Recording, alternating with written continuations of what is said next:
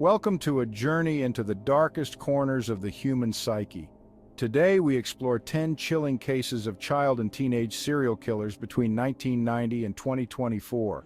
These young predators, barely old enough to comprehend the sanctity of life, have committed acts of unspeakable cruelty. Their stories challenge our understanding of good and evil. Viewer discretion is advised. Let's begin. Our journey begins in Warwick, Rhode Island, marked by the crimes of Craig Price. Between 1987 and 1989, a string of brutal murders shattered the town's tranquility. The assailant was a boy of just 13. Craig Price committed his first murder at 11, escalating his reign of terror over 2 years. The brutality of his crimes shook the community to its core. Price's arrest at 15 did little to quell the unease.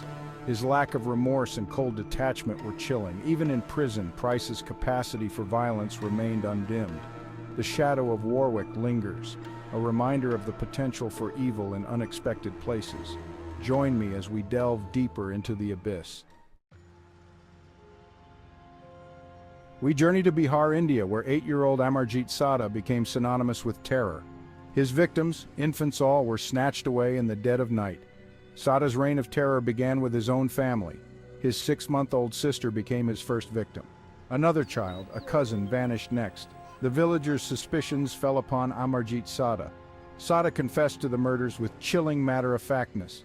He led authorities to the shallow graves of his victims. Deemed unfit to stand trial, Sada was confined to a juvenile facility. His story serves as a chilling reminder that evil can manifest in the youngest of hearts. The year is 1993 in Merseyside, England. Two boys, John Venables and Robert Thompson, both 10, committed a crime that shocked the world. Their victim, 2-year-old James Bulger, was lured away from his mother. Over 2 miles, James endured unimaginable suffering. The boys' capacity for violence belied their tender years. James's body was discovered 2 days later, discarded on a railway line. The brutality of the crime sent a chill down the nation's spine. Venables and Thompson's actions left an indelible scar on the collective consciousness. Their trial revealed a disturbing lack of remorse. The case remains one of the most shocking in criminal history. In 1993, in Savannah, Georgia, the story of Eric Smith unfolds. 4-year-old Derek Roby crossed paths with Smith, a seemingly ordinary 13-year-old. Smith lured Derek into the woods, promising a shortcut. There, Smith's true nature was revealed. He attacked Derek with unimaginable brutality. Derek's body was discovered later that day. Smith's arrest sent shockwaves through Savannah. His confession revealed a premeditated act of violence. The shadow of what might have been hung heavy over the case. Smith's crime remains a chilling reminder of the potential for evil within the human heart. In 1998, in Jacksonville, Florida, the disappearance of 8-year-old Maddie Clifton sent shockwaves through the community. Maddie vanished without a trace, sparking a frantic search. Among those closest to Maddie was Joshua Phillips, the seemingly harmless boy next door. The stench of decay led Maddie's mother to a horrifying discovery. Maddie's body was concealed beneath Phillips's waterbed. The community struggled to comprehend how a boy they knew could commit such an atrocity. Phillips's trial revealed a disturbed psyche. His attempts to conceal his crime pointed to a chilling level of premeditation. The case left an indelible mark on the community. Phillips's actions remain a stark reminder of the darkness that can lurk beneath the surface. In 2004, in South Florida, Michael Hernandez committed an act of unspeakable violence. Hernandez, driven by a fascination with death, targeted 14-year-old Jamie Gauff. Lured into a school bathroom, Jamie had no reason to suspect danger. Hernandez attacked Jamie with a knife, his actions a reflection of his dark fantasies.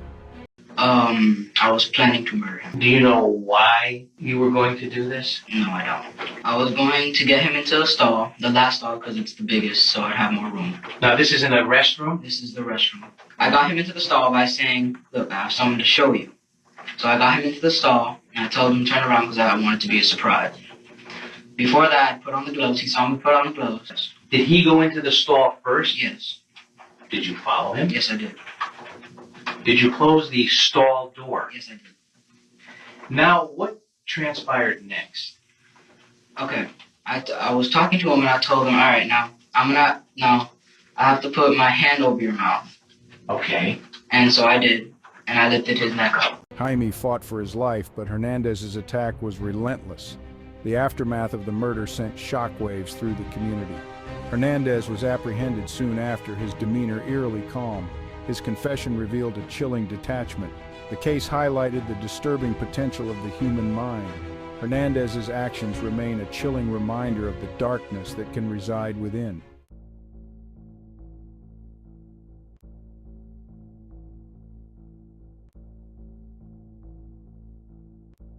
The case of Jesse Harding Pomeroy, a notorious child killer from the late 19th century, serves as a chilling blueprint for understanding the dark recesses of the human mind.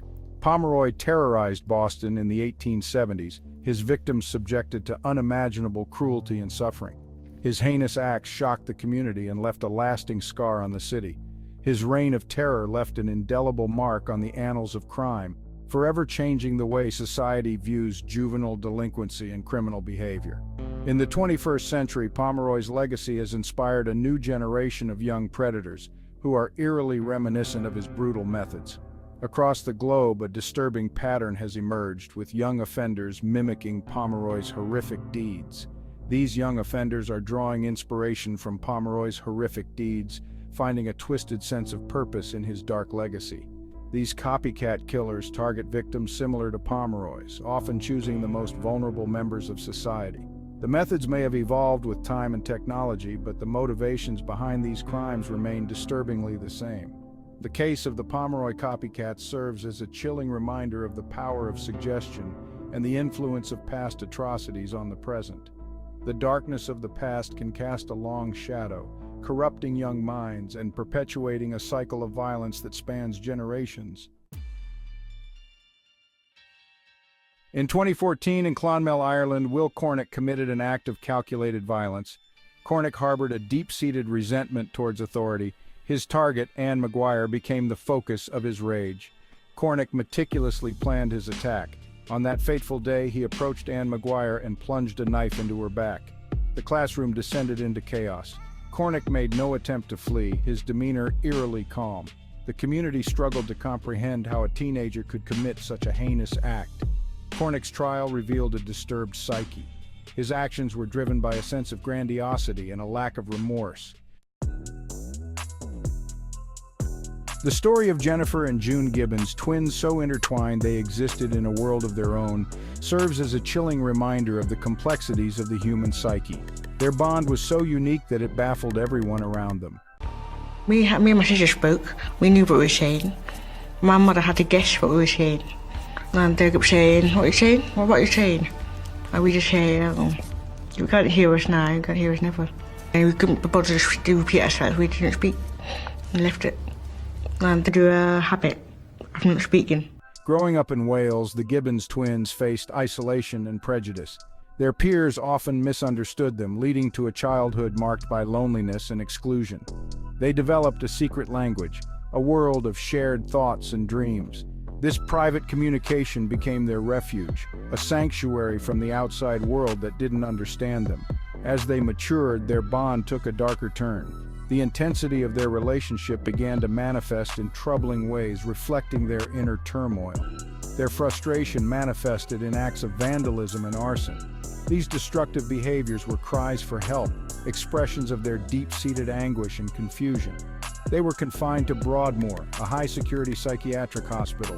This institution became their new home, a place where their complex psychological issues could be studied and treated. The Gibbons twins represent a chilling example of shared psychosis. Their case is a stark illustration of how closely intertwined minds can influence each other to the point of mutual destruction. Their case highlights the fine line between sanity and madness. It raises questions about the nature of mental illness and the impact of close relationships on psychological health. In recent years, similar cases have emerged involving manipulation and control. These instances show that the phenomenon of shared delusional reality is not isolated to the Gibbons twins. The Gibbons case remains a stark reminder of the potential for shared delusional reality.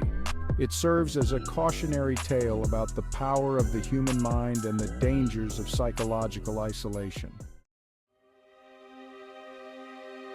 Our journey through the darkest corners of the human psyche concludes with a sobering reflection.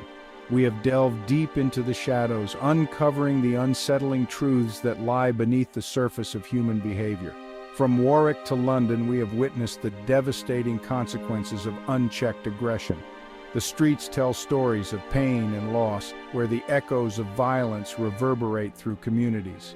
These cases share a common thread, a profound disconnect from the sanctity of life. In the courtroom, the weight of these actions is felt, as evidence is meticulously examined and justice is sought. What drives a child to kill? It is a question with no easy answer. The innocence of youth is shattered, leaving us to ponder the complex interplay of factors that lead to such tragic outcomes. Some point to the influence of a broken home, where instability and conflict create a breeding ground for anger and resentment. Others to violence in media, which can desensitize young minds and blur the lines between reality and fiction. For every child who succumbs to darkness, there are countless others who struggle to find their way back to the light. Many emerge from adversity with their humanity intact, thanks to the support of dedicated professionals and the resilience of the human spirit. The cases we have explored remind us that evil is not born, but made. It is shaped by circumstances, choices, and the environment in which one is raised.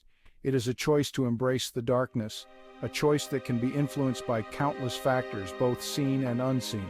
We must remember that the vast majority of young people are not defined by the actions of a few. They are full of potential, hope, and the capacity for change.